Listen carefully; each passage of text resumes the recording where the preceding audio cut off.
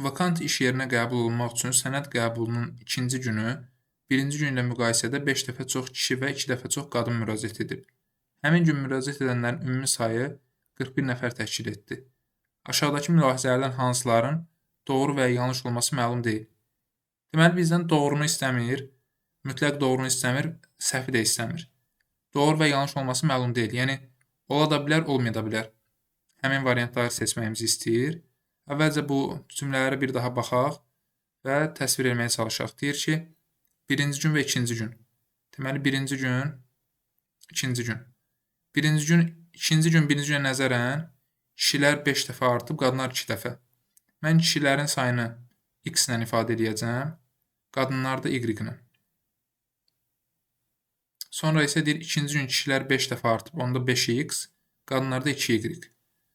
Və sayı da verir ki, deyir, ümumi say 41 olubdur. Həmin gün, yəni ikinci gün. Ümumi say 41 olubdur. İndi cümlələrə baxaq. Deyir, sənəd qəbulunun ilk 2 günündə vakant iş yeri üçün müraciət edən kişilərin ümumi sayı qadınlardan çox olub. Deməli, bizə səhv cavab yox, doğru cavab da yox. İki halın ikisində mümkün olacağı cavablar lazımdır. Birinci gəlin bu cümlənin doğruluğunu yoxlayaq. Sonra da bunun əksini yoxlayaq. Əgər ikisi də düzdürsə, ikisi də alınırsa, deməli həmin variantı götürmək olar. Yox, əgər verilən cümlə ümumiyyətlə alınmırsa, həmin cümləni atırıq. Bir də deyir ki, qadınlar deyir, kişilərin sayı qadınlardan çox olub. Deməli, ilk gün kişilər qadınlardan çox olub. Biz burada ilk gündə onsuz da nə desək düz gələcək. Biz bu kişi və qadınların sayını bu ikinci hissədən yoxlamalıyıq. Yəni, x nə y elə də verməliyəm ki, toplayanda 41 eləsin. Burada yəni şərtlər ödənsin. Sonra da gəlib burada yoxlayarım. Deyir ki, kişilər qadınlardan çox olub. Onda kişiləri maksimum neçə vermək olar? Maksimum 8 versəm 5-ə vuranda 40 olacaq. Qadınlara ondan qiymət qoya bilməyəcəm. Onda kişilərə 7 verək. 5 vur 7, 35. Qadınlar üçün 41-ə çatmağa 6 qaldı. Onda qadınlar da y olsun 3. 2 vur 3, 6. Elədi 41. Kişilər 7, qadınlar 3. Kişilərin sayı qadınlardan çox oldu. İndi bunun əksi də mümkündürsə, yəni qadınlar da kişilərdən çoxdursa, deməli bu cümlənin düz olub-olmadığı məlum deyil. Amma yox, əksi mümkün olmasa, deməli bu cümlə doğru cümlədir, biz bunu götürmürük. Yəni verilən cümlə mütləq doğrudursa götürmürük, səhvdirsə də götürmürük. Gərək bu cümlənin özü də alınsın, əksi də alınsın. Onda deyəcəyik ki, bu cümlənin düz olub-olmadığı məlum deyil, o cümləni götürəcəyik. Onda gəlin qadınların çox olmağını yoxlayaq. Gəlin burada qadınlara neçə verə bilərəm? Onda gəlin x-ə kiçik bir qiymət verək. X-ə 1 verək. 5 vur 1, 5. Qaldı 41-ə çatmağa 36 qaldı. Onda y neçə olur? 18. 2 vur 18, 36. Kişilər 1 oldu, qadınlar 18. Deməli, bu dəfə də qadınlar çox oldu. Deməli, birinci cümlədə 2 halda mümkündür deyə biz 1-i götürürük. Yəni, elə də ola bilər, belə də. 2-də deyir ki, birinci gün müraciət edən kişilərin sayı ondan az olub. Kişilərin sayı ondan az olub.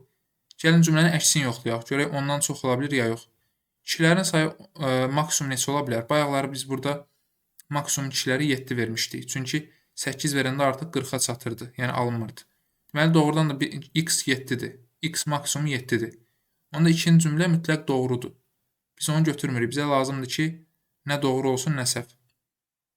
Bir qadınların sayı, birinci gün müraciət edənlərin sayı 20-dən çox olmayıb. 3-də deyir ki, müraciət edənlərin sayı 20-dən çox olmayıb. Gəlin onda görək 20-dən çox ola bilərmi ya yox? 20-dən az ola bilər. Məsələn, bayaqları baxmışdıq. 7 dənə kişi var idi. Qadınların sayı da 3 idi. Yəni 7 və 3. 20-dən az ola bilər. Görək 20-dən çox olması mümkündür ya yox? Deyir 20-dən çox olmayıb. Əksini yoxlayıram. Onda gəlin qadınları çox götürək. Kişiləri 1 götürək. X-i 1 götürək. 5 vur 1, 5. Y də olsun 18. Çünki 41 eləməlidir. Cəm 2 vur 18, 36. 5 üstə gəl 36, 41 verir. Doğrudan da kişilər 1, qadınlar 18 ola bilir. Yəni, maksimum bunu əldə edə bilirəm. O da 19 verir. 20-dən çox olmayıb. Bu cümlə doğrudur. Onda 3-ü də götürə bilmərik. Bizə lazımdır ki, nə düz olsun, nə səhv. 2 ilə 3-ü atsam, elə 1-i götürmüşdüm. Cavab olur 1, 4. 4-də deyir ki, ikinci gün müraciət edənlərin yarıdan çoxu qadındır. Bunu necə ola bilər? Yarıdan çox qadın olsun. Məsələn, elə verdiyimiz qiymətlərə qayıtsaq. Baxın, 18 qadın, 1 kişi. İkinci gün müraciət edənlərin, birinci yox, ikinci gün. 18 vur 2, 36 qadın, 1 vur 5, 5 kişi. Yarıdan çoxu qadın oldu. İndi bir dənə bunun əksini yoxlayaq.